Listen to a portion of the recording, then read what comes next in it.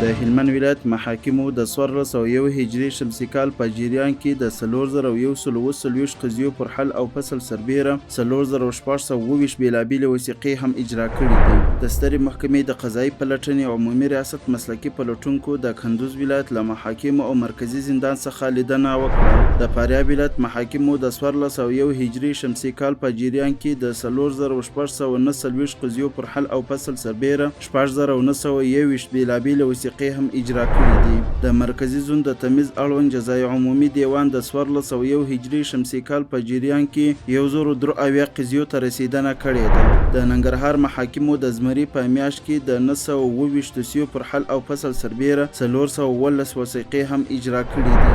د جنوب غرب زون د قضایي تفتیش عمومي ریاست یو پلاوی د بادغیس ولایت د اتو ولسوالیو له ابتدایي محاکمو لیدنه وکړه. د مرکزي زون د عامه امنیت دیوان د 1401 هجري شمسي کال په جریان کې 480 قضیو ته رسیدنه کړې ده. د زابل د شهر صفا ولسوالۍ د ابتدایي محکمې په هڅو د مقتول کورنۍ قاتل ته بخښنه وکړه. د کندهار ولایت محاکمو په 2 اونۍ کې د 370 دوسیو پر حل او فصل سربیره 190 وثیقې هم اجرا کړي دي.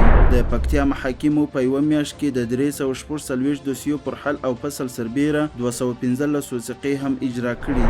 بدخشان ولایت کې د اخلاقي فساد په تور 3 تنو مجرمینو ته تعزیري سزا ورکړل شوه.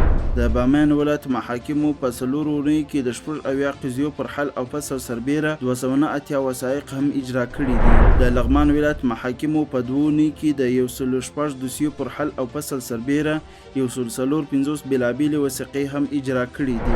د پنجشیر ولایت مرافعه محکمې رئیس ته دغه ولایت شتل ولسوالۍ ابتدایي محکمې اداري او قضایي چارو څخه لیدنه وکړه.